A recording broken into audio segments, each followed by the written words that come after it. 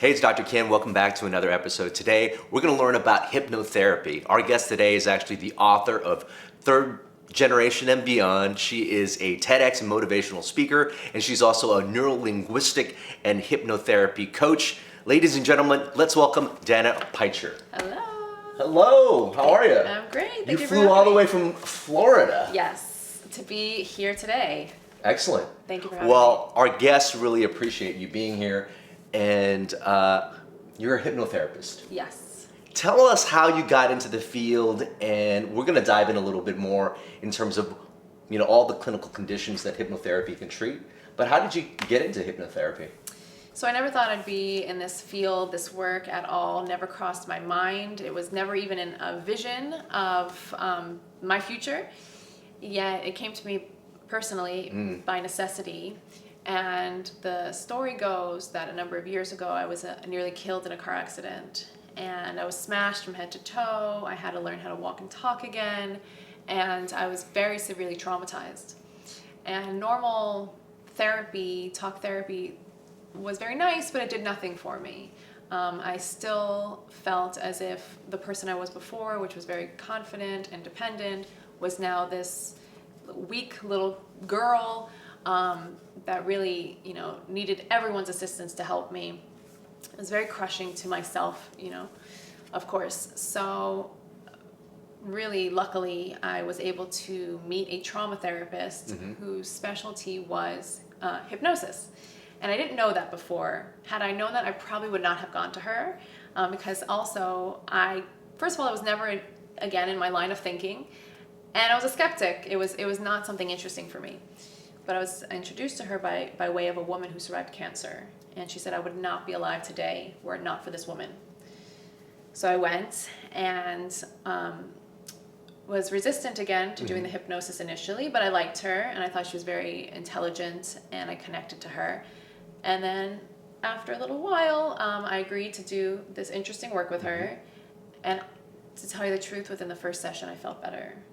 There was some shift, significant, like a little bit of a feeling like I'm breathing easier. And within a month and a half of beginning that work, my trauma was cleared up. The next month, my depression. The next month, my anxiety. So very quickly, she saved my life. And a bit of the twist in the story is that before this accident, I had chronic fatigue. I was able to kind of clear that up through diet. And then after my accident, I started exhibiting immense pain in my body. The fatigue came back times 10. And I would tell her about it, but we never worked through it. But as she was clearing up the traumas of my life, which I've had a pretty normal life, thank goodness. As she was clearing up the trauma, I would kind of notice that my legs started feeling, the pain started dissipating. And I didn't really put it all together until about a year later when I had an opportune client that I started kind of interestingly putting this stuff together. And now that specifically that journey took a little while, but now I specialize in specifically the way trauma can manifest physically in the body. And what are some of those physical manifestations that people could be feeling from trauma? Everything, to be honest. A number of things. When there's shock on the body, so basically, especially if it's any type of trauma, okay? It doesn't have to be a car accident. It doesn't have to be severe trauma even. I call them big T's and little T's. So you could have had a little number of paper cuts that I call them in your life that are just still existing in your mind that are stressing you out. And it doesn't even have to be conscious stress. You don't have to be overwhelmed, by these thoughts. It could be subtle.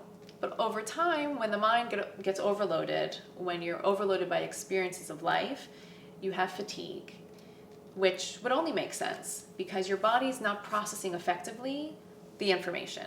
We're overloaded, especially nowadays. Why do you think there's such an increase of people? Our lifestyle gives in to us being stressed and fatigued. It only makes sense. So I think we all have to learn, really as individuals, these tools to go in, clean up our emotional world, clean up, these little stressors even. It doesn't even have to be such profound work. That being said, So chronic fatigue, I work with all the time. Nervous system disorders, fibromyalgia, I've worked with MS. I've worked with pretty much any single type of ailment. I worked with people that, their blood wasn't going to their feet. Obscure, weird things. And the mind is telling the body somehow there's a dysfunctional message happening. And my job is to find that dysfunctional message and tell the body and the mind that it's safe and that we're okay, to go out into the world. We're not going to be threatened. So what type of training does somebody have to go through to be a hypnotherapist? So it's training. You get certified and then you have to get supervised. It's a number of hours. It's 600 hours. And then you have to get mentored. I had the most amazing mentors to begin with. And then it's nonstop. You constantly have to get upgrades in your certification and stuff like that. There's always learning. Part of the reason I love what I do is because I never ever stop learning. There's always a new technique, and there's always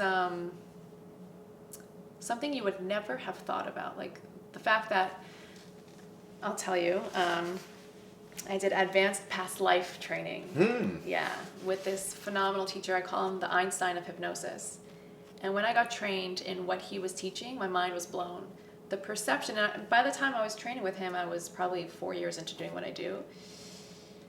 My perception of what the mind can do was blown open, because I never would have thought that there's this application too. Of course, past life is something, very abstract and stuff like that. Most of what I do is just within this life, childhood. And I don't use some of the tools that he taught, but it's definitely influenced the work that I do. And I never would have thought that this type of material even exists, that the mind can do it, but it's nonstop education. Wow. Yeah. That's super. So you mentioned before that if you had known your former therapist did hypnosis, you would have ran away. Yeah. What are some of those perceptions about what hypnosis is, and why do people fear hypnosis? Right. So I remember when I first met her and she told me this, I was like, everything sounds great, but you are not touching my brain with that. And I was also highly traumatized.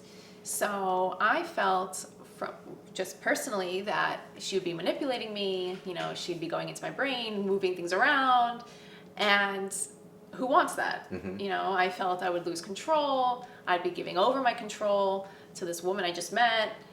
It's super not like that. You're fully in control. You're conscious. A lot of people think you black out.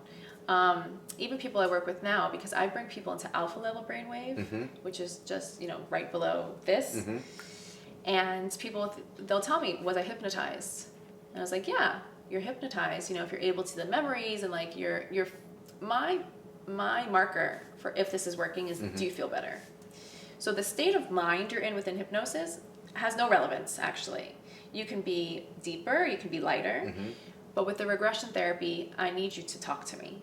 So you need to be in a certain state of consciousness, and any type of hypnosis, period, is an awakened state of consciousness that, you're aware of. So those are the biggest fears: losing control, you're not going to wake up, you're going to be a different human. None of that's true. We're just enhancing, by cleaning up certain instances. Also, people are scared to go potentially back in traumatic memories. They think they're just going to open it up and then it's going to be open. It's not the idea. We don't do this to look. We don't do this to see. I'm actually, again, if someone comes for a past life, I don't even do it if it's just curiosity. Everything is for opening something in order to bring understanding, clarity, healing. It's not just to look at it for insight. It's actually to allow the subconscious mind to have relief in the primary moments where it had that emotional charge. So when that's cleared, you want to close it again. Therefore, it's basically like literally upgrading a computer software. We're never taught how to do that. Are there any risks involved? I mean, some people mention they're afraid of getting these false thoughts that might be implanted in the brain or something like that. Great question. So even if the memories, for example, like I've had people come up with some visions. They're like, I don't remember this. And it's just a vision or something, or even if it's like a symbolic vision, you know, where they see certain colors. The subconscious mind gives what it needs to give. That's the beautiful thing of it. And that's the thing I don't even know how to explain. Even with regression therapy, I'll say, you know, the very first time you had emotions around alcoholism. And the specific memories that are connected come up. It's like a library just popping up. You either see it or you feel it. So those things, if you're making it up, or if you're not making it up, and I can tell you I've been hypnotized like thousands of times now, and I love it. It's the most fascinating thing, and I've, you know, conducted thousands of hypnotic treatments myself. I would say 99% of the time, you're going to recognize what comes up. You're going to recognize that it's valid. But there are times, let's say it's a false memory or something. You're not recognizing it. The point here is that whatever is coming up in your psyche is creating an emotional charge. It's creating a feeling that's either shutting you down, creating fear. So the idea here is it has nothing to do with the memories. It has to do with the subconscious feeling that's being projected that we're cleaning up. I see. So when you perform a therapy, is it something that you normally perform in conjunction with their physician? Do people come to you with a physician's referral, or do they come to you on their own?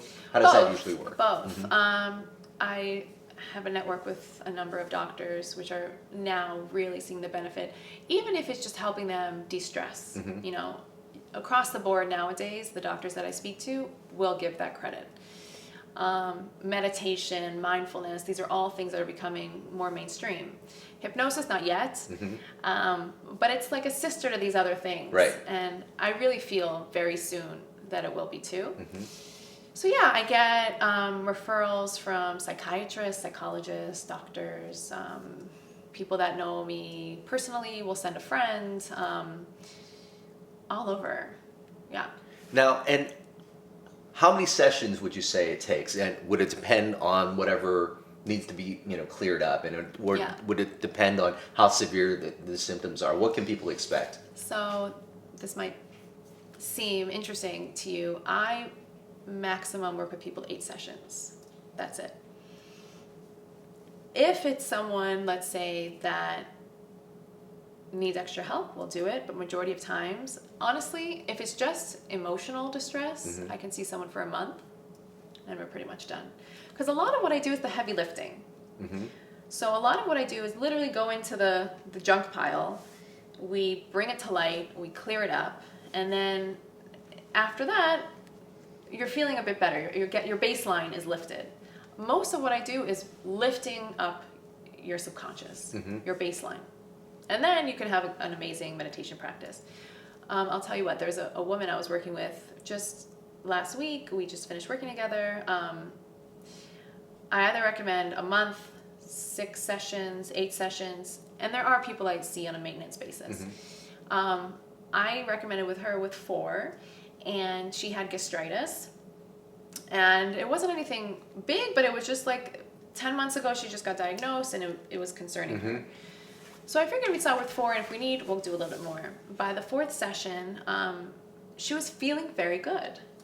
Within the first session, sometimes it's all about the angle. If you hit the right angle and you're able to alleviate some of the pressure, the tension of the body, that could be the first session. So, and then, the body and the mind will take over. So a lot of people, they don't believe that healing could happen so quickly. But I've seen it happen. I see it happen all the time. And the fact that our blood flows without us thinking about it, the fact that we're breathing, we're sitting here, there's millions of things happening without our attention right now, and that's all in the subconscious mind. So if you go into that physiology, the nature of the fact that that's just happening without us, hypnosis just happens to be a technique that works with that part of the mind, our nature. So that's it. So it can have a spark of healing. And yeah, within 4 sessions, I was like, do you think we should continue? What do you think? And she's like, I'll call you if I need you. Wow. Yeah. Wonderful. Yeah. So what are the different type of, conditions and ailments that you see most often and that people should consider, having a hypnotherapist evaluate Yeah. them for? So oftentimes, when I speak about this stuff, it really is the first time that people even would think, again, I never thought about it. And the fact that it was something that alleviated my feelings blew my mind. And I became fascinated and I started just reading everything because it didn't make sense to me. Now I get it. But generally speaking, when people hear me or they see me or they come into touch with me, this is their first time hearing that this even exists. So the majority of what I particularly work on is autoimmune. The fact is, so for example, there's a spectrum of results. So let's say I have autoimmune. I will, for the rest of my life, have maintenance. I have to eat a certain way. I have to exhibit a certain lifestyle. And that being said, hypnosis, what it did for me personally was, again, it lifted my baseline. So instead of being stressed out and overwhelmed by life constantly and being fatigued and having to sleep constantly, now I'm so much cleaner in my, I guess you could call it Zen, whatever. Right. I'm so much more lighter, that there can be a stressful event and it won't have to automatically be programmed in my mind that this type of stress goes to the fear folder. This stress goes to the anxious folder. So when you lift that baseline, it creates a new perspective. Right. Literally a new human. So a lot of what I'm doing is I'm assisting the fact that you don't have to have these flare-ups. You really don't. So if you add that to a good diet, a good lifestyle, and now you have a new baseline, that you're not overloaded by life, I've seen people and myself, I don't have any pain at all for years. At all anymore. I work with many clients that they're relief. They just have pure relief. So that's 100% healing. And there's a spectrum of clients where they still need to maintain their lifestyle and their diet, which is just honestly the new normal, unfortunately, for most people. So a lot of people are proposing that mechanisms that are underneath all these diseases is inflammation. Yeah. And stress is actually one of these things that turns on inflammation. It dysregulates your immune system, turns on the inflammation, which is actually the common denominator of all these different diseases. So MS, inflammatory bowel disease, irritable bowel syndrome. What are some of the other common conditions that you treat? Yeah, so there you go. So MS, IBS, all the little abbreviations, CFS, fibro. Honestly, it's so true. You said it even better than I Chronic did. fatigue Chronic syndrome, fatigue, fibromyalgia. Yes, gastritis, colitis, headaches, migraines. Really any type of autoimmune dysfunction. So you said it even way more simply than I did. We know now, facts, stress creates inflammation in the body because it's fight or flight. We have to, have that adrenaline kick to do something. But when that adrenaline kick, when your nervous system is basically short-circuited and is just constantly gets the message, you're not safe, simply put, the stress mechanism, sustainably alleviating the stress mechanism is what I do. I bring that back to basics. You're safe, you're normal, everything's okay. And just that can spark healing. Right. Because if the stress is creating the inflammation, you have to sustainably find a way to eliminate the stress. Yeah. And that's why many people with these chronic conditions where stress is that underlying factor, inflammation is the underlying factor, find that they can start to wean themselves off of some medications that were, reducing the inflammation. So how does somebody find a good hypnotherapist? Say that their doctor, doesn't know about hypnotherapy or doesn't have a hypnotherapy referral pattern. How does somebody find somebody good? Does it have to be somebody in their area? And are there hypno sessions? Yes. So I always say if you can find someone that does regression, because regression is a technique that just does the work on its own. So suggestion therapy, so there's a number of different hypnotic techniques. Suggestion therapy is basically, you know, you're in the hypnotic state and we do positive suggestion. We kind of change your perception of your thought patterns. Regression is you yourself. We just guide you. You yourself the memories will come up that are specifically related to whatever your issue is. I'm advocating more and more because many people don't know. Again, my advocacy is that a lot of people know hypnosis for quitting smoking, they'll know hypnosis for losing weight, but they don't know that if it works so quickly with that, why can't it work with depression or anxiety? Why can't it work with physical distress? Most people don't make that leap. So more and more I would love, you know, to teach people. I'm not exactly doing that yet, teach people how to do this as individuals and teach other practitioners. But if you're going to find a hypnotherapist, specifically for disease stuff, you would want to work with someone that does regression. I do stuff virtually, but you know, there's hypnotists all over the place. Okay, great. And how do people find you on the web? So my website is www. I don't know if I have to say that anymore. Danna Pycher.com, DANNAPYCHER.com. And actually lately I have 2 virtual courses that are self-guided and self-healing. One is specifically for people that have the chronic illness, which is eliminating the stress, eliminating the sadness, the anxiety, and the anger that might be the baseline shutdown.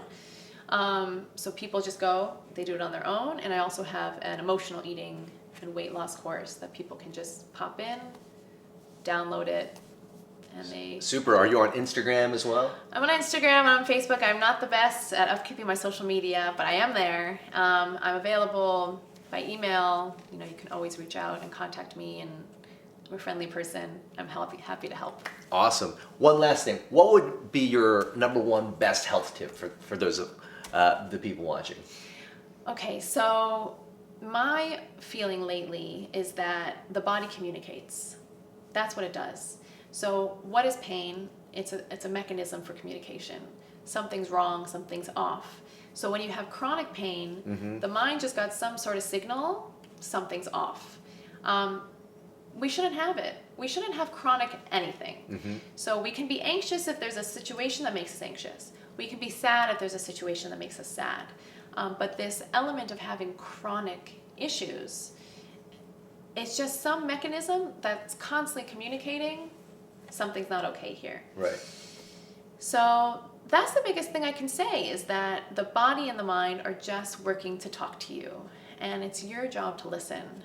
And by listening, there's often so much healing. Right. So use the opportunity, if you're having pain, if you're having the symptoms, we ask yourself, how are you living your life? Yes. Yes. All right. Well, thank you so much, Danna. Thank you. It was awesome. And remember, you are your best medicine. See you.